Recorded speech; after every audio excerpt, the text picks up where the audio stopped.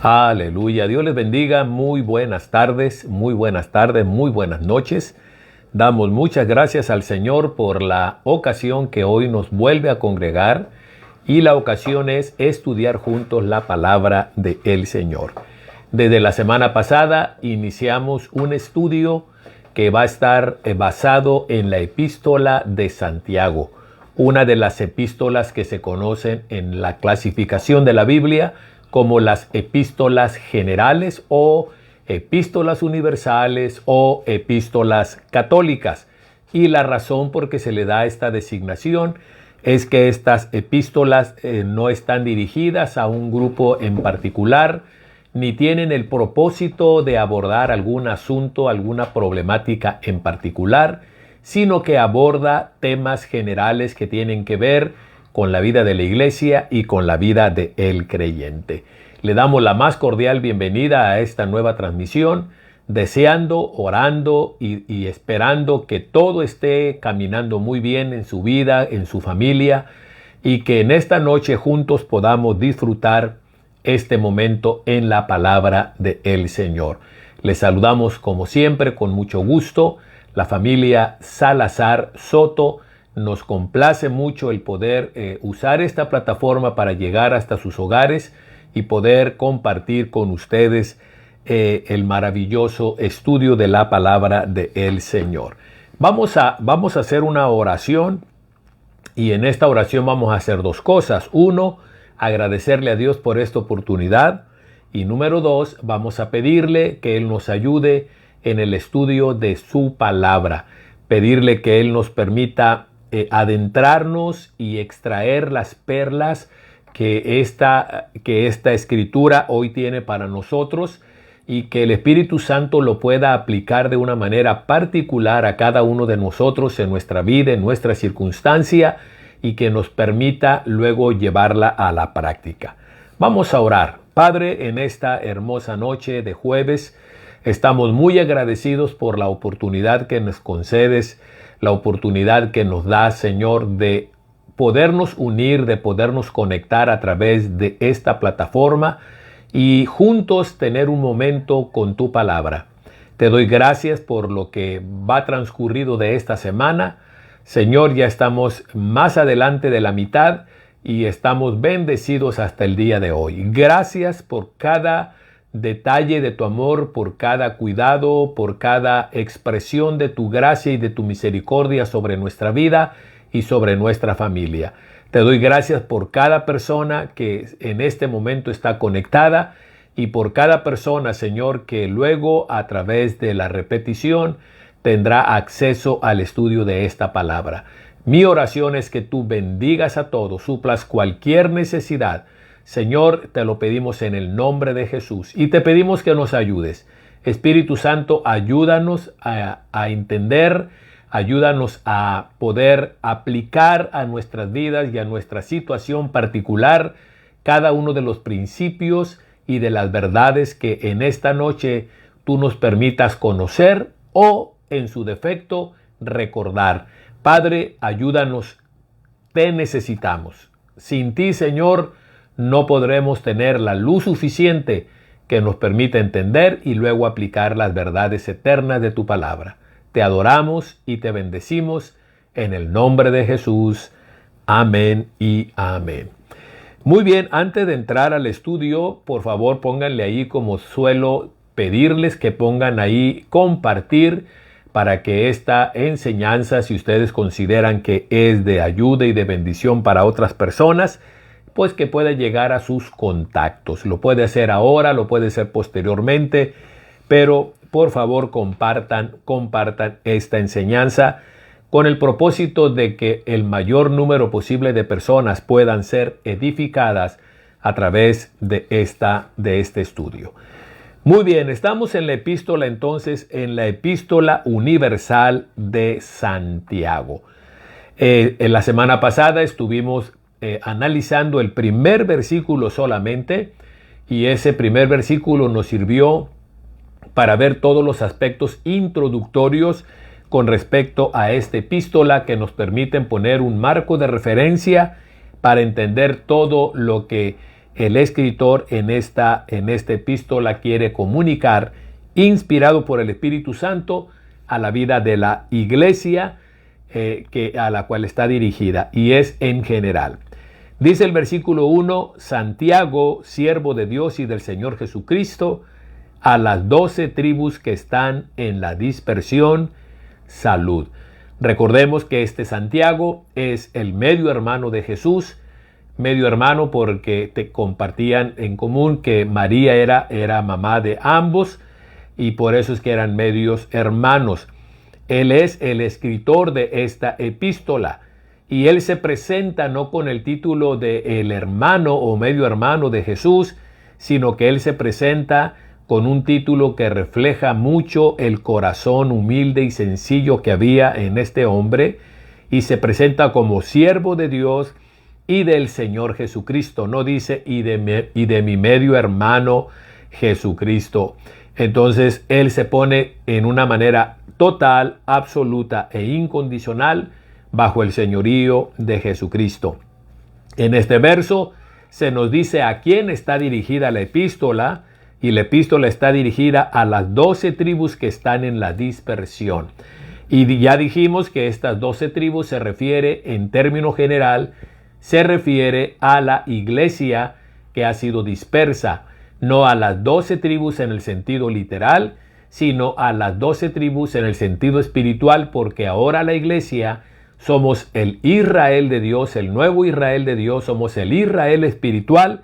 Y en este tiempo la iglesia, cuando se escribe esta epístola, la iglesia había sido dispersada, como podemos recordar en Hechos capítulo 8, que a raíz de la persecución que inició el apóstol Pablo, todos los hermanos que estaban en Jerusalén, a excepción de los apóstoles, todos fueron esparcidos, y por donde sea que ellos iban, testifica el libro de los Hechos, Lucas escribiendo, que a donde quiera que ellos iban compartían la palabra, entraban a las sinagogas, y en una primera instancia a los únicos que ellos les hablaban era a los judíos. Así es que esta carta muy probablemente está dirigida a cristianos de extracción judía. Obviamente era muy probable que algunos gentiles estuvieran aquí incluidos, pero el grueso de los lectores en esta ocasión eran de extracción judía, y se dirige a ellos con el título de las 12 tribus en el sentido espiritual, porque ahora ellos son el nuevo Israel. Luego, en el versículo 2, el contexto de dispersión nos coloca o nos permite entender que cuando Santiago escribió esta epístola, lo más probable es que la escribió muy temprano. Algunos eruditos están en acuerdo de que fue escrita alrededor del 40, el 41, antes del 42, y es porque acababa de ocurrir la dispersión a manos del apóstol Pablo. Así es que el contexto es un contexto de dificultad, un contexto de problema, un contexto de carencia, un contexto de persecución, y también un contexto de muchas limitaciones de tipo material, porque el hecho de que la iglesia o los hermanos de Jerusalén tuvieran que dejar la ciudad de Jerusalén huyendo por causa de la persecución, eso nos habla de que ellos tuvieron que volver a empezar en lo económico, en lo laboral, tuvieron que volver a empezar, llegar a nuevas ciudades, asentarse. Así es que también esto nos habla de un contexto de muchas limitaciones en ese sentido. Ahora, en ese contexto que debemos de tener en mente, mire cómo inicia Santiago hablando y dando consejos a los lectores de esta epístola, y a nosotros en este caso, que también somos parte de ese Israel espiritual. Mire cómo inicia en ese contexto. Dice: hermanos míos, tened por sumo gozo cuando os halléis en diversas pruebas, sabiendo que la prueba de vuestra fe produce paciencia, mas tenga la paciencia su obra completa, para que seáis perfectos y cabales, sin que os falte cosa alguna. La primera exhortación que Santiago le da a los hermanos dispersos por causa de la persecución, la primera exhortación es esta: hermanos míos, a este escritor, en la forma favorita de dirigirse a sus lectores y a la iglesia es con esta expresión: hermanos míos. Y todos entendemos que cuando Santiago usa la expresión hermanos míos, lo está haciendo en el contexto de que son hermanos no porque son judíos solamente ni principalmente, sino porque son hermanos ahora a través de ser parte de la nueva familia que Dios a través de Jesucristo ha empezado, ha iniciado, y en ese sentido son hermanos en lo espiritual, porque Él, como los que están leyendo, tienen en común que han entregado su corazón a Jesucristo, han recibido y reconocido a Jesús como el Mesías y lo han recibido como su Señor y Salvador, y eso los convierte en hermanos en la fe. Así es que ahí está Santiago. ¿Y qué les dice? Les dice: tengan por sumo gozo cuando se hallen en diversas pruebas.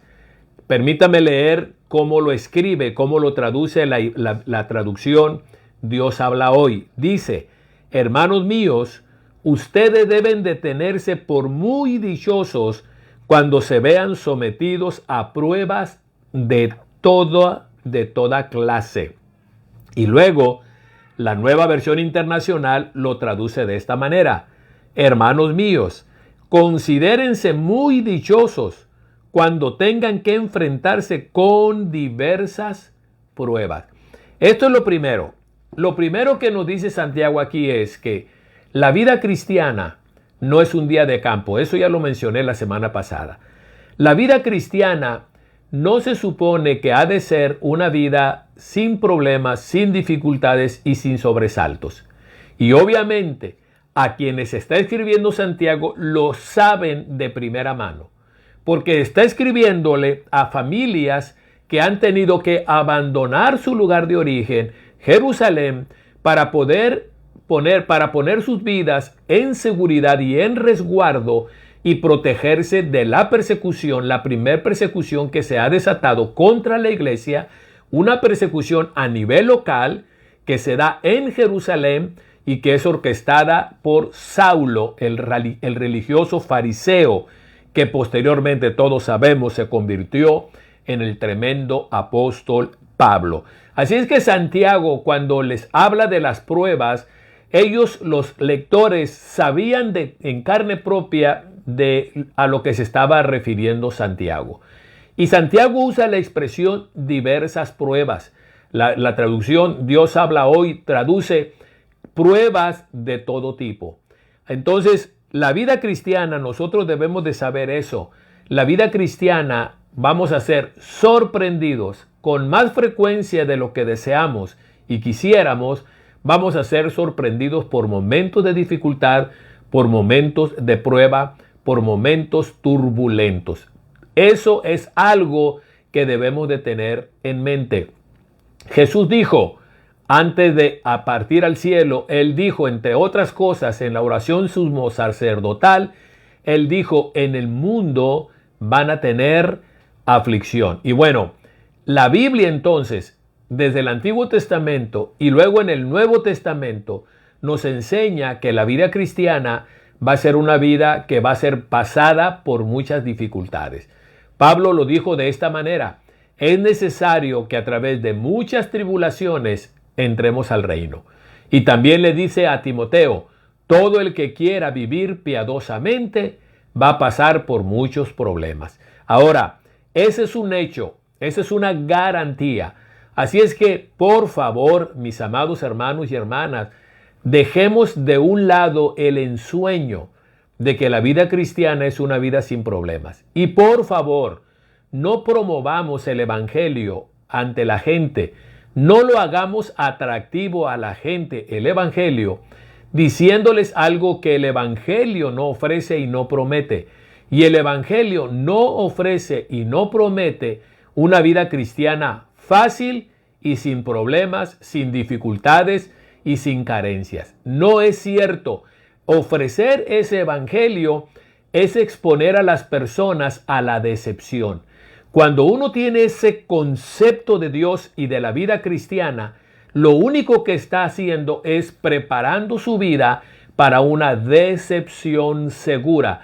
Y esa decepción lo va a llevar, obviamente, en un momento dado a tal punto de darle la espalda y abandonar el camino del cristianismo, el camino de la fe, porque se va a sentir traicionado, porque lo que le dijimos del evangelio y lo que él concibió como lo que es el evangelio no concuerda con la realidad que él está viviendo. Eso es tan fácil de entenderlo y de verlo desde el libro de Génesis. Nosotros vemos esa situación. Por ejemplo, vamos a Éxodo. Dios le habla a Moisés. Dios le dice a Moisés: mira, yo he escuchado la aflicción de mi pueblo. Yo he descendido para liberar a mi pueblo. Tú eres el instrumento que yo voy a usar y los voy a sacar de la esclavitud y los voy a introducir a una tierra que fluye leche y miel. Ese es el destino final. Pero hay un proceso antes de llegar al destino final que nosotros no debemos de ignorar, no debemos de pasar por alto, como Moisés no lo debió de pasar por alto, y que en algún momento al inicio de su jornada él se olvidó de algo que Dios le había advertido. Le dijo: van a salir, los voy a sacar con mano fuerte y brazo extendido, pero no va a ser fácil, le dijo. No va a ser fácil. Va a ser después de que yo trate duramente a los egipcios hasta que finalmente los deje ir. Dios le advirtió: no será fácil, va a haber problemas.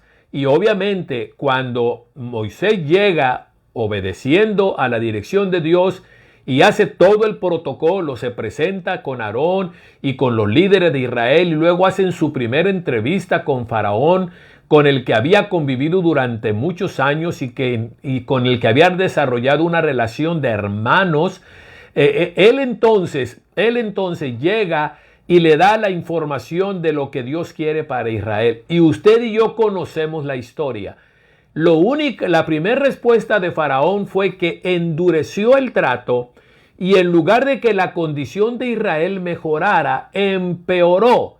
Sin embargo, es claro ver esto. Dios ya había empezado en el proceso de sacar a Israel de la esclavitud en Egipto.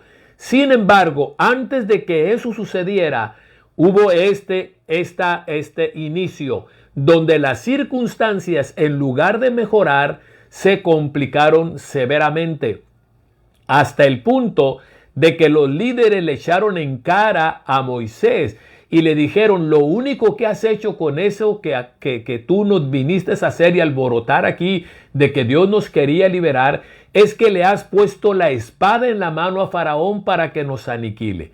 Cuando Moisés es confrontado con eso, luego va y habla delante del Señor, capítulo 6 del libro de Éxodo, y le dice: mira, Señor, lo que está pasando. Desde que yo vine, las cosas no solamente no se han mejorado, sino que ahora han empeorado. Y bueno, usted puede leer todos los detalles de la oración que hace Moisés en el capítulo 6 de Éxodo. Cuento esta historia para decirles que desde el principio, el hecho de que Dios nos cogió, nos llamó y nos predestinó para vivir una vida extraordinaria e introducirnos a una tierra de promesa donde fluye la leche y la miel, Dios desde el Antiguo Testamento nos ilustra a través del pueblo de Israel que el proceso para llegar a la meta que Él ha dispuesto para nosotros como su pueblo está llena de problemas y de dificultades. Pero no necesito decirles mucho. Recordemos que en cada problema, en cada dificultad, en cada obstáculo que enfrentó el pueblo de Israel, antes de salir y después de salir en la jornada, en cada problema, en cada acto de resistencia de Faraón, algo ocurrió. Y es que Dios reveló su gloria y su poder y la capacidad que Él tiene para cuidar a su pueblo, para proveerle a su pueblo, para sustentar a su pueblo, y la capacidad y el poder que Él tiene para tomar a una persona y a una nación desde un punto de una condición tremendamente difícil y luego llevarla a través de un proceso, y la capacidad que Él tiene para cumplir lo que Él promete. Eso es muy claro en el Antiguo Testamento. David, por ejemplo, dice: Señor, muchas son las aflicciones del justo. Isaías dice: cuando pases por el fuego, las llamas no te quemarán. Es decir, Dios no nos vende una ilusión. Uno recuerda la historia de Daniel, uno recuerda la historia de los 3 jóvenes hebreos, y uno se da cuenta de todo eso.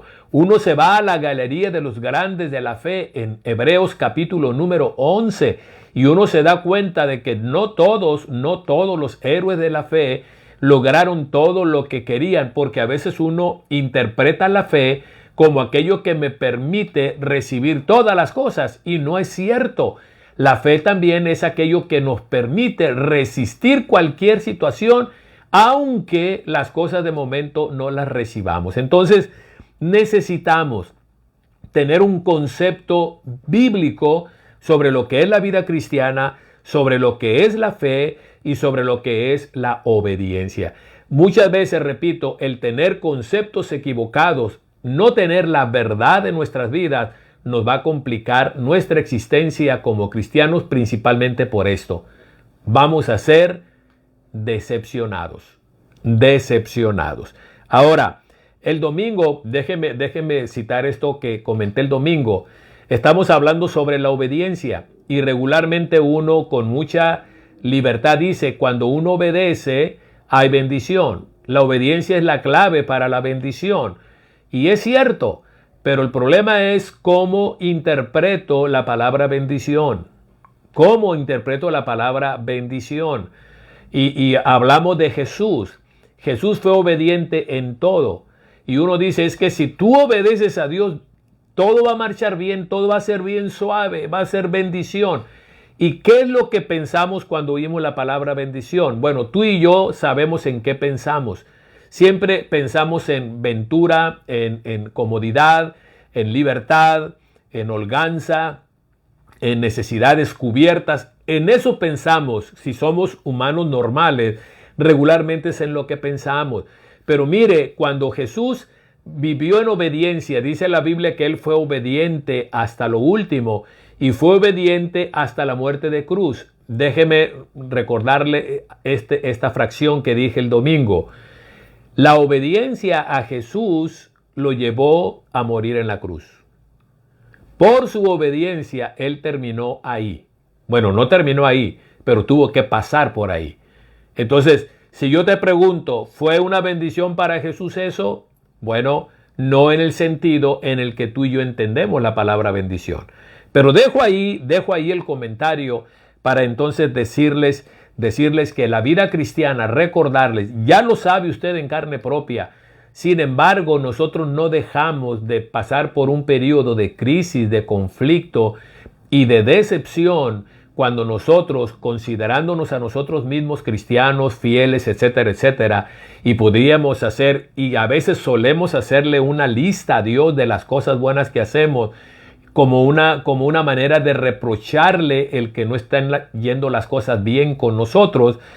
Y aunque sabemos esto, de que la vida cristiana está llena de dificultades, repito, a la hora de que estamos en esa situación, muchos de nosotros tenemos dificultades para tener la actitud que debemos de tener ante semejantes cuadros en la vida. Así es que Santiago dice que vamos a ser pasados por diversas pruebas de mucho tipo, de muchas características: enfermedad, pérdida del trabajo, conflictos al interior de la familia, conflictos laborales, de muchos tipos, persecución, que es el aspecto más crítico, segregación por causa de la fe, en fin, problemas normales de la vida. Pero también, y esto es importante destacarlo, problemas que se van a venir sobre tu vida y sobre la mía como resultado de nuestra fe en Jesús. Eso nos coloca todavía en el ojo del huracán para un tipo de ataque que la gente no cristiana no va a tener. El no cristiano no tiene la guerra espiritual de la que habla Pablo.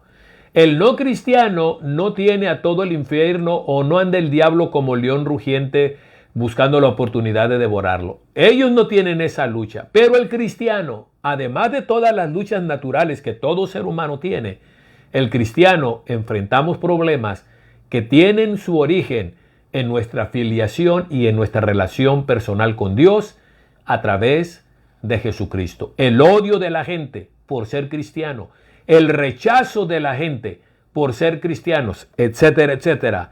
Así es que seamos conscientes, por favor, de estas verdades que encontramos en la Sagrada Escritura. Ahora, Santiago, cuando habla a los hermanos de la dispersión, les dice que van a ser sorprendidos. Los problemas llegan sin avisar. Los problemas están a la vuelta de la esquina. Ahorita estoy bien. Hay alguien que escribió este razonamiento.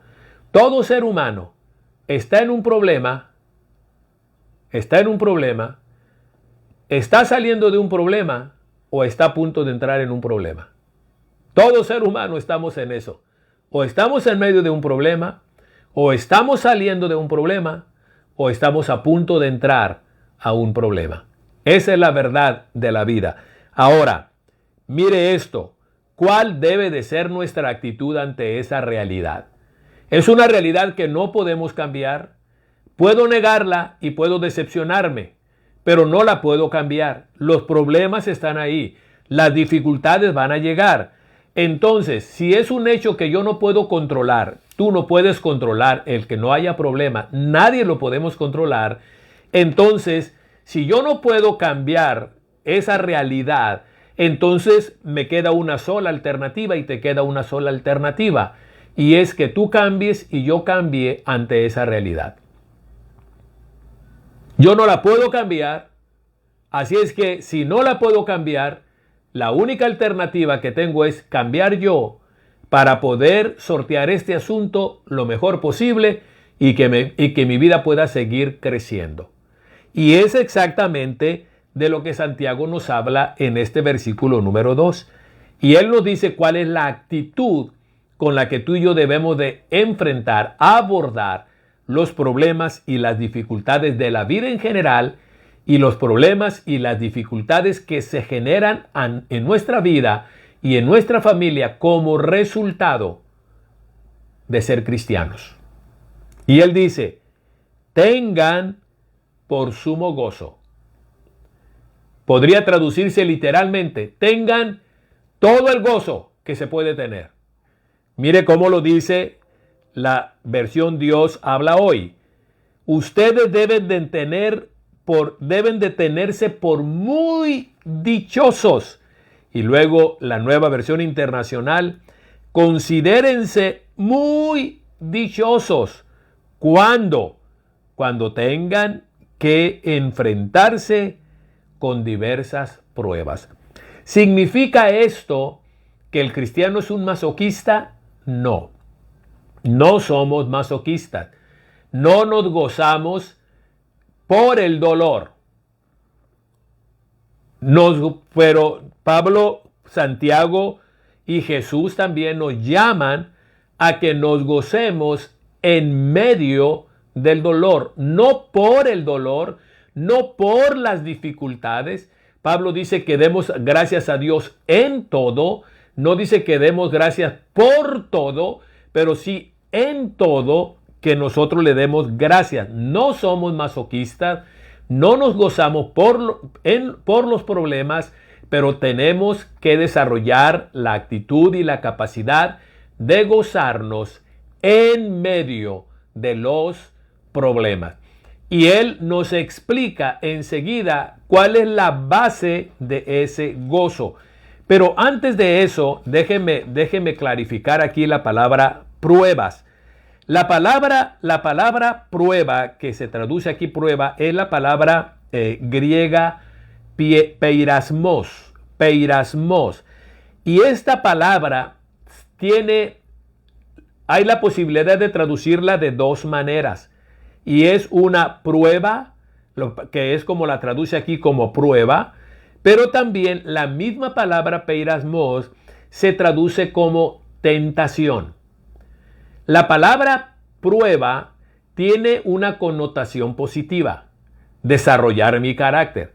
Pero la palabra peirasmos, cuando se traduce tentación, tiene una connotación negativa como una incitación al pecado, una incitación a hacer lo que a Dios no le agrada, como una invitación a ir en contra de lo que Dios ha establecido. Sin embargo, es la misma palabra. Y la única manera de discriminar cuál es el uso más adecuado, si prueba o tentación, es el contexto el contexto donde está incrustada la palabra peirasmos. En este versículo 2, en el versículo 3 y en el versículo 4, la mejor forma de traducir por el contexto de este pasaje es traducirlo como prueba, así como está en las versiones que hemos leído. Porque más adelantito, en el versículo número 13, vamos a encontrar la misma palabra peirasmos que se traduce como tentación y se le da esa connotación negativa, como una incitación al pecado. Muy bien, ahí está entonces Santiago hablándonos de esta palabra. Hay un comentarista del comentario Mundo Hispano que él cuando hace sus comentarios en este pasaje siempre usa las dos palabras, prueba-tentación, porque la misma palabra tiene esas dos acepciones, esas dos posibilidades. Mire cómo lo comenta él. Prueba destaca el sentido positivo de la palabra y tentación el sentido negativo de la misma. Prueba tentación, es decir, peirasmos, intenta rescatar la ambigüedad intrínseca del término que le permite a Santiago jugar con sus múltiples significados y que enriquece su texto. El argumento de Santiago es muy sencillo, pero de algún modo difícil de explicar. Y este es: las pruebas, tentaciones enfrentadas en la actitud correcta son enriquecedoras, pero enfrentadas incorrectamente son muy dañinas. Y esto es, repito, usando el guión prueba-tentación, porque aunque la tentación tenga una connotación negativa de incitación al mal, si la enfrentamos en la actitud correcta, va a ser enriquecedora para nuestras vidas. Y obviamente las pruebas, aunque no son una incitación al mal, si no las enfrentamos con la actitud correcta, la prueba se puede convertir en una tentación y al final nos lleve a hacer y tomar una decisión que perjudique nuestra vida cristiana y nuestro caminar con el Señor. Así es que ahí estamos. Y una nota más sobre la expresión sumo gozo. Gozo no es deleite, ni felicidad, ni placer, ni ausencia de dolor, no es entusiasmo, no es júbilo ni risa.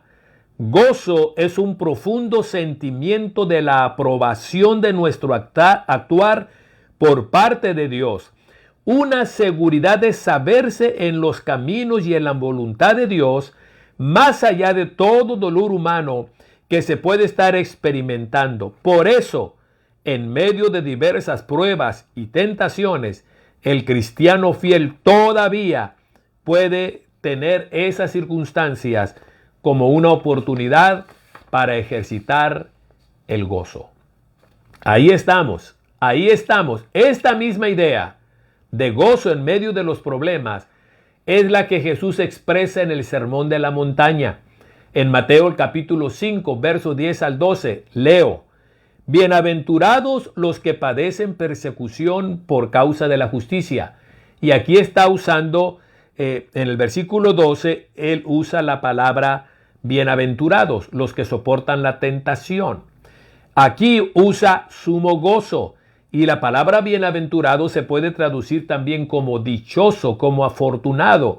Así es que dichosos, bienaventurados los que padecen persecución por causa de la justicia, porque de ellos es el reino de los cielos. Es importante poner el contexto aquí. Todas estas pruebas y todos estos problemas se derivan como resultado de vivir una vida de rectitud. No son pruebas ni problemas que se derivan como resultado de malas decisiones o de malos comportamientos. Debemos de poner bien en claro este contexto.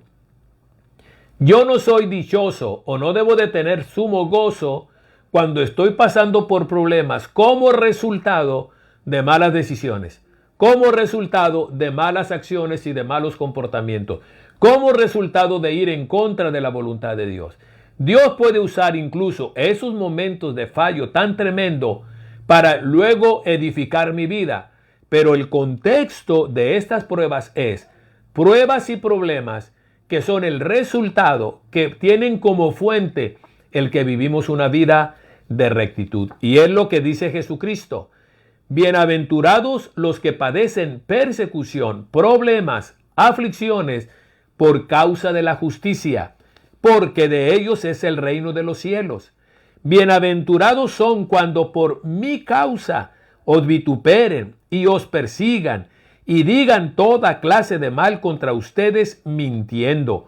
Gócense y alégrense, porque vuestro galardón es grande en los cielos, porque así persiguieron a los profetas que fueron antes de vosotros. Mire, aquí lo que Jesús nos dice al final es que nos gocemos en medio de toda esa realidad difícil por causa de la fe, por causa de la justicia, por causa del nombre de Jesús, pensando en el resultado final. Nuestro galardón es grande en los cielos. No es inmediato, ojo, no es inmediato, no es ya, es galardón en los cielos, es grande. Es decir, cuando su reino se establezca, cuando uno pasa por esos momentos, va a ser muy importante enfocarme en el resultado final. Pablo también lo dice de esa manera. Las aflicciones que en el tiempo presente yo experimento no son de compararse con la gloria que me está reservada. Es decir, algo que animó y fortaleció a Pablo y lo capacitó para tener una actitud correcta en medio de las dificultades era el resultado final. Así es que tengamos en mente esto. El resultado final a veces se va a convertir en el elemento de motivación que nos permita mantenernos avanzando a pesar de las dificultades. Ahora, esto de gozo en medio de la dificultad fue la misma actitud de Pablo y su compañero Silas cuando estaban en la cárcel, después de que fueron azotados. Ellos fueron puestos en la prisión de más al fondo y el versículo 23 al 26 nos dice que a medianoche Pablo y Silas empezaron a hacer dos cosas. Empezaron a orar y empezaron a cantar a medianoche. Y ellos lo hicieron de tal manera que dice la Biblia que todos los presos les oían. Todos los presos les oían. Y tú y yo conocemos cuál fue el resultado. Si quieres recordar la historia, ve a Hechos capítulo 16, verso 23 en lo adelante, para que recuerdes ese maravilloso cuadro. Luego, Pablo mismo, en Romanos capítulo 5, verso 2 al 5, mira lo que nos dice. Y nos gloriamos en la esperanza de la gloria de Dios. La esperanza que tenemos de que vamos a estar con el Señor. Nos gloriamos, experimentamos un gozo extraordinario. Nos sentimos orgullosos, podríamos traducirlo. Y no solo esto, mire, sino que también nos gloriamos en las tribulaciones. Nos ufanamos, nos sentimos complacidos en medio de las tribulaciones. Hay una esperanza de gloria y nos gloriamos. Vamos a estar con el Señor. Pero aquí abajo hay momentos de tribulación. ¿Y cuál es nuestra actitud? Pablo dice, es la misma. Nos gloriamos sabiendo.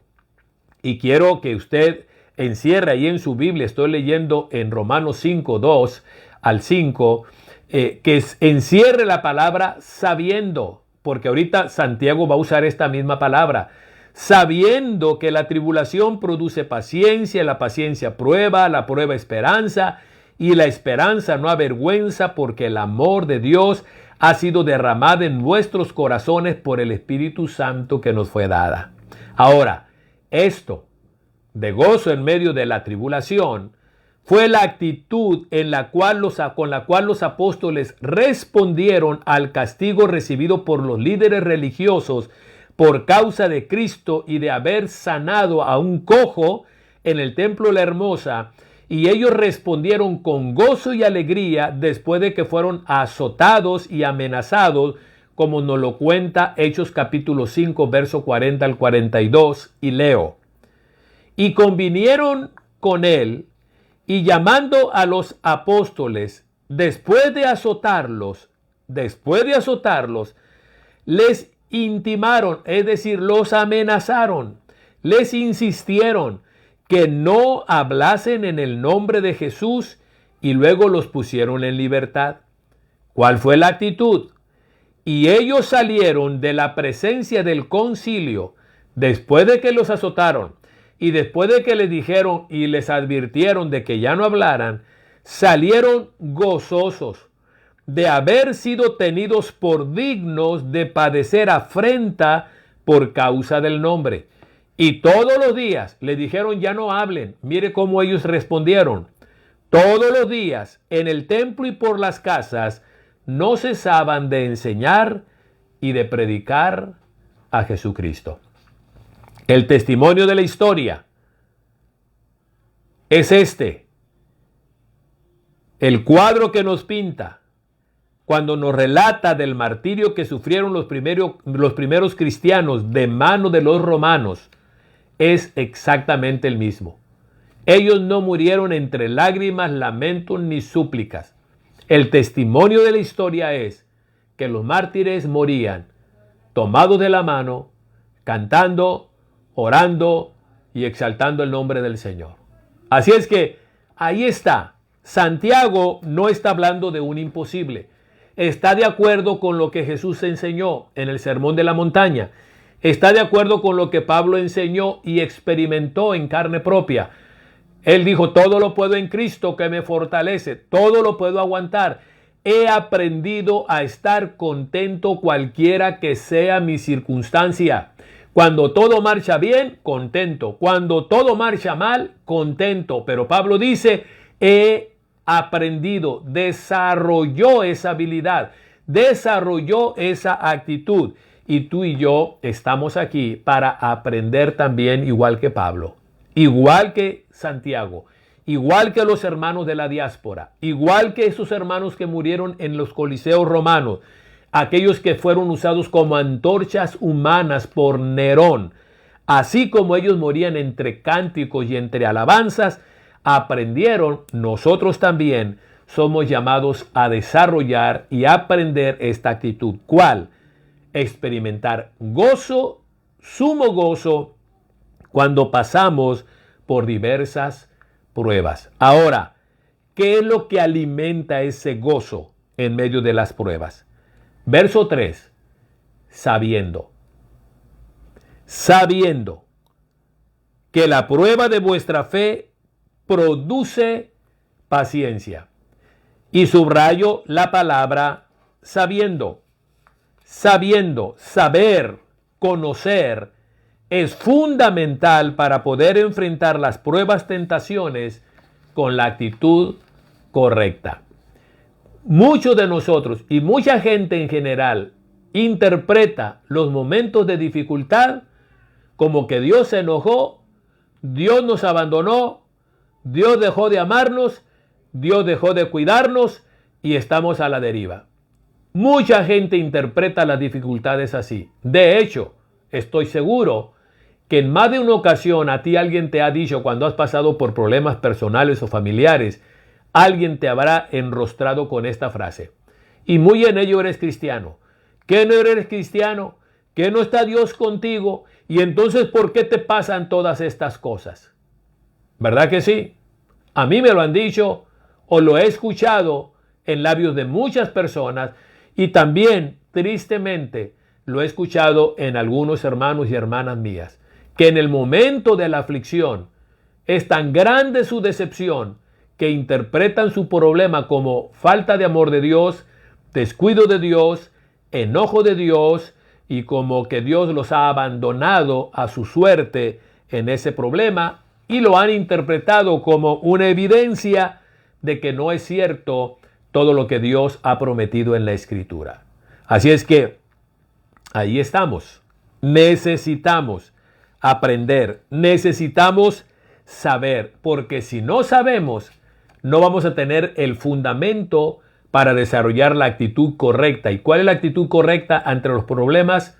Sumo gozo. Esa es la actitud correcta cuando pasamos por los problemas. Es lo mismo que dice Pablo ahí en Romanos capítulo 5.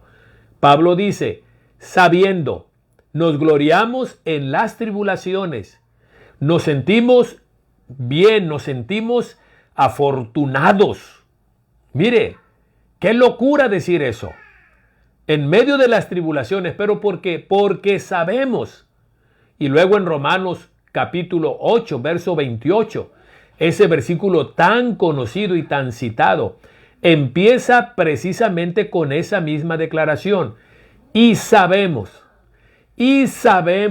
que a los que aman a Dios, todas las cosas obran para su bien. Pero Pablo empieza con esa afirmación. Sabemos, la ignorancia no nos va a permitir sacar el provecho a las dificultades normales que vamos a enfrentar en la vida, por la vida misma, y a las dificultades especiales que vamos a enfrentar por el hecho de ser cristianos. Déjeme repetirlo, la vida nos va a meter en problemas por el simple hecho de ser personas, pero si somos cristianos, la vida tiene problemas especiales para nosotros. Y seamos conscientes, por favor, de eso. Y lo mejor que debemos de hacer es saber, entender, comprender, conocer. Santiago dice, y sabemos, dice la versión Dios habla hoy, pues ya saben. Santiago había enseñado a la iglesia había sido instruida y la iglesia sabía que los problemas estaban ahí a la vuelta de la esquina. Y entonces la Biblia, Dios habla hoy, traduce, ustedes ya saben que cuando su fe es puesta a prueba, ellos ya lo saben, habían sido doctrinados, habían sido discipulados. Por eso, cuando ellos huyeron de Jerusalén por causa de la persecución que se desató, Hechos capítulo 8, cuando ellos iban huyendo, en todos los lugares donde iban, anunciaban el evangelio. No lloriqueaban. La causa de la persecución era el evangelio. Lo más lógico, lo más humano sería que dejaran de hablar para evitar el problema. Sin embargo, van huyendo por causa del evangelio, pero donde van yendo, llegan a las sinagogas y están haciendo aquello que les está causando los problemas. ¿Te das cuenta? La actitud tan extraordinaria, la fe de ellos está siendo probada y lo sabían. Y estoy aquí y yo sé que soy muy repetitivo. Quizás es uno de mis muchos defectos como predicador y maestro, pero quiero hacer un punto claro en la mente y en el corazón tuyo y en mi propia mente y en mi propio corazón. La vida cristiana no es un día de campo. La vida cristiana no es un día de campo. Por favor, entendamos esto. Ignorar esta verdad nos va a poner al borde de las grandes decepciones que en un momento dado nos pueden hacer abandonar la fe. Como lo dice la Nueva Versión Internacional, pues ya saben saben. Aquí se entiende, repito, que ellos han sido discipulados. Ya saben qué cosa, que la fe de ustedes va a ser probada.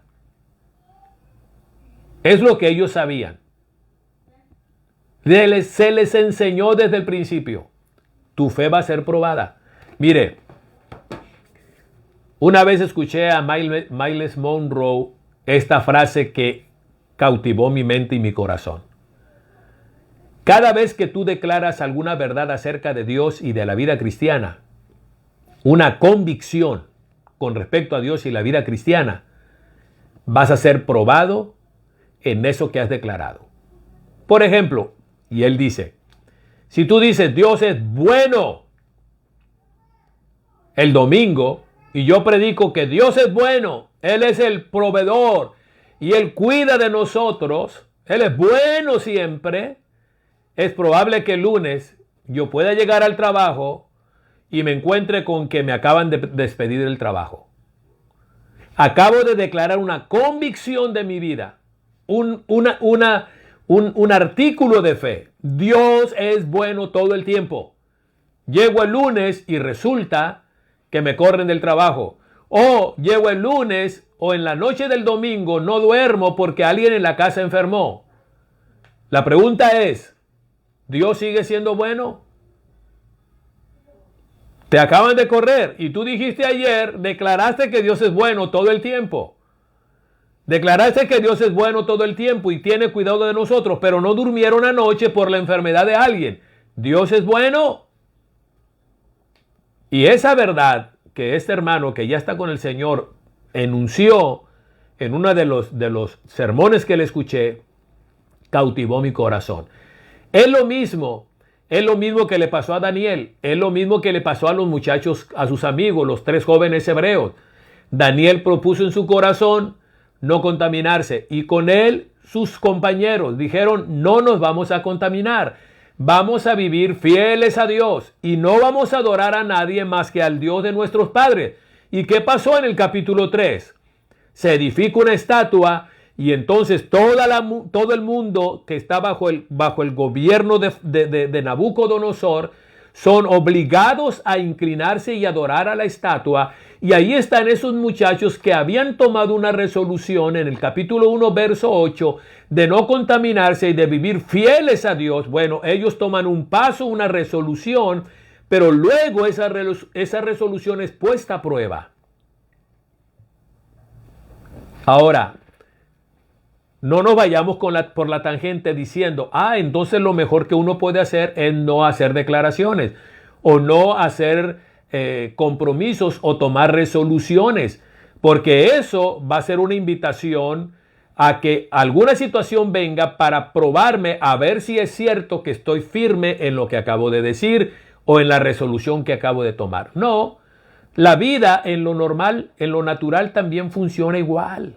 Mira, cuando tú y yo nos casamos, bueno, yo con mi esposa y tú con tu esposa y con tu esposo o con tu esposo, cuando nos casamos hicimos votos. Los votos de fidelidad, de amarnos en la salud, en la enfermedad, pase lo que pase, honrarnos, cuidarnos, respetarnos, etcétera, etcétera, y ser fieles a nuestro cónyuge hasta que la muerte nos separe. Hicimos ese voto, tomamos ese compromiso. Y tú sabes muy bien que después de la boda y después de la luna de miel, ese voto empezó a ser probado por diversas circunstancias en el matrimonio. Y la vida en general así es. Si tú decides, si tú haces la resolución, por ejemplo, de ser un trabajador que le eche ganas, que le da el 100, esa resolución va a ser puesta a prueba. Si tomas la resolución de ser un excelente padre, un mejor padre para tus hijos, esa resolución va a ser probada al siguiente día. Si tomas la resolución de ser una persona honesta, esa resolución va a ser probada al siguiente día. La vida así funciona en general y cuando hablamos de la vida espiritual, con mayor razón. Daniel propuso en su corazón no contaminarse. Luego, leemos en el capítulo 3, ¿cuánto tiempo pasó? No sabemos, no fue inmediatamente. Y sí, Uno ve el favor de Dios como resultado de la resolución. Dice la Biblia que ellos fueron hallados 10 veces mejores que el resto de los que estaban siendo entrenados y educados. Claro que sí, hay una consecuencia inmediata del favor de Dios, pero a largo plazo, estos 3 muchachos, Daniel no pasó por esta experiencia, pero sus 3 amigos fueron arrojados al horno de fuego por guardar la palabra y la resolución que tomaron en el capítulo 1, en el versículo número 8. Ahí está. Así funciona la vida en general. Así funciona. Quiero ser un buen estudiante. Quiero ser un estudiante de excelencia. Esa resolución, joven, va a ser desafiada por tus compañeros, por la raza que te rodea. No seas tan clavado, no seas tan metido. La resolución que tú tomes de vivir una vida cristiana consagrada a Dios va a ser desafiada.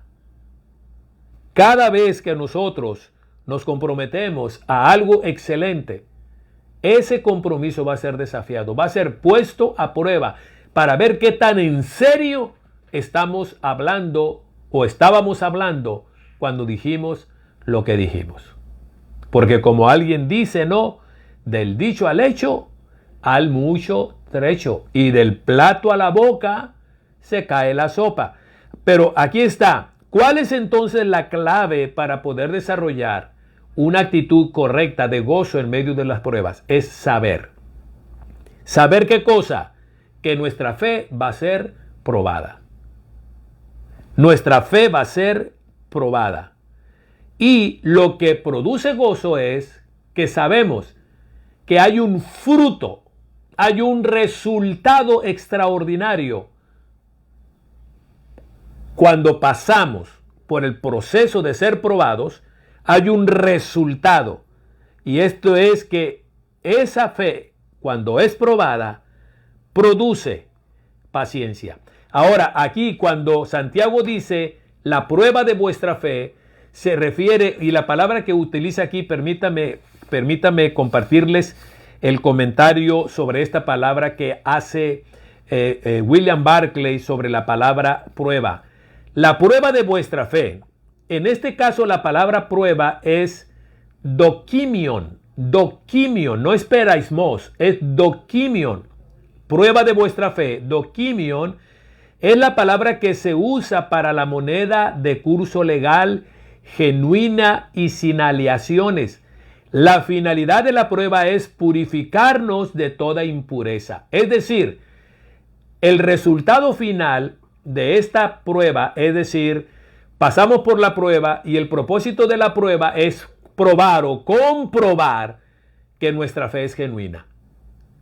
No es que no está presente, tenemos la fe, pero nuestra fe tiene que ser purificada, tiene que ser acrisolada, tiene que ser pasada como el oro y la plata por el fuego, porque solo de esa manera la fe nuestra va a tener la consistencia que debe de tener. Solo de esa manera va a ser liberada nuestra fe de todo tipo de impureza que nos permita hacer y lograr y alcanzar todo aquello para lo cual Dios nos alcanzó en Cristo Jesús. Oiga, pastor, hermano Ricardo, ¿no habrá manera de que esa fe sea acrisolada de otra manera? La respuesta es no. La única manera de purificar el oro y la plata, de que sea oro y plata pura, libre de impureza, la única manera es acrisolarla, pasarla por el fuego. Y nuestra fe, dice Pedro, que es mucho más valiosa que el oro. También no hay otra manera de que sea acrisolada nuestra fe, purificada, fortalecida, sino solamente a través de los problemas. Quiero concluir con una ilustración. Yo estoy ahorita sentado en una silla y usted a lo mejor está sentado en otra silla. Antes de que esta silla llegara hasta donde está aquí conmigo, antes de que saliera al mercado de la fábrica, pasó por un proceso que se llama prueba de calidad. Es decir, la pasaron por un tratamiento para asegurarse en la fábrica de que la silla podía dar lo que estaba ofreciendo el fabricante. Realmente esta silla dice que puede, por ejemplo, no sé cuántas libras, pero voy a aventurarme. El fabricante dice que esta silla puede 350 libras. Es decir, casi cualquier ser humano podría sentarse aquí con la certeza de que va a soportar su peso. Pero para poder garantizar esto, esta silla y la silla donde tú estás sentado tuvo que haber pasado por el proceso de control de calidad. Y la sometieron al rigor, pusieron peso, la maltrataron, hicieron algunas cosas para asegurarse de que entonces realmente esta silla tiene la capacidad de soportar un peso de 350 libras. Nuestra fe tiene que pasar también por un proceso de calidad. La silla ahí estaba, la fe ahí está. Santiago no niega que tú y yo tengamos fe, pero Santiago dice, hermanos, nuestra fe debe de tener la calidad que debe de tener. Y la única manera en que tú puedes saber en qué punto de calidad está tu fe y yo sepa en qué punto de calidad está mi fe es las pruebas, los problemas y las dificultades.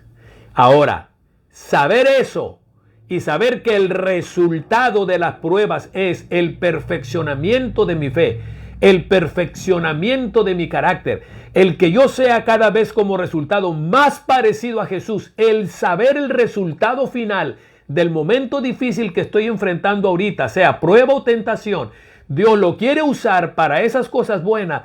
Eso es lo que me debe de inspirar a mí una actitud de gozo y de alegría en mi corazón, porque entiendo que Dios a través de este proceso, aunque incómodo, doloroso y difícil, Dios lo va a usar para la gloria de su nombre y para que tú y yo podamos desarrollar la consistencia, la fortaleza, la paciencia, como se traduce en la Reina Valera, la consistencia, como se traduce en la nueva versión internacional, la capacidad de aguante que necesitamos tener para poder seguir adelante en nuestra jornada. Concluyo aquí con el estudio de esta noche y hoy pudimos tocar solamente el versículo 2 y el versículo 3. Señor, gracias te doy por tu palabra. Gracias, Señor, por no vendernos una ilusión en la Biblia. Gracias te damos, Señor, porque eres muy claro al señalarnos que los problemas y las dificultades están ahí a la vuelta de la esquina. Que la vida cristiana no es un paseo en el campo. La vida cristiana es una vida llena de dificultades por dos razones. Primero, porque la vida en sí misma nos va a enfrentar con retos, problemas y dificultades. Y esto es indistinto si soy cristiano o no soy cristiano. La vida nos va a enfrentar situaciones difíciles. Pero además, como cristianos, nosotros estamos en una categoría de personas donde hay una fuente de problemas espiritual que combaten contra nosotros, que buscan frustrar el plan y los planes y propósitos que tú tienes para nuestra vida como personas, como familia y como iglesia. Así es que ayúdanos a no caer en el engaño de suponer que la vida cristiana es fácil y sin contratiempos. Por favor, que podamos saberlo en lo profundo de nuestro corazón, que nuestra fe forzosamente va a ser probada. Y la forma en que tú la pruebas es a través de las dificultades, de los momentos complicados, pero que nos podamos gozar por saber que tú estás trabajando en mi vida, en nuestra vida, a través de eso. Eso que es malo, eso que es desagradable, eso que es incómodo, tú lo estás usando para algo bueno. Trabajar en mi carácter y conformarme cada día más a la imagen de tu Hijo amado Jesús y darme consistencia, darme resistencia, darme fuerza y contundencia para entonces, Señor, estar en mejores condiciones de alcanzar todo aquello para lo cual fui y fuimos alcanzados en Cristo Jesús. Amén y amén. Que Dios te bendiga, que Dios te guarde. Con el favor de Dios nos volvemos a conectar el próximo jueves.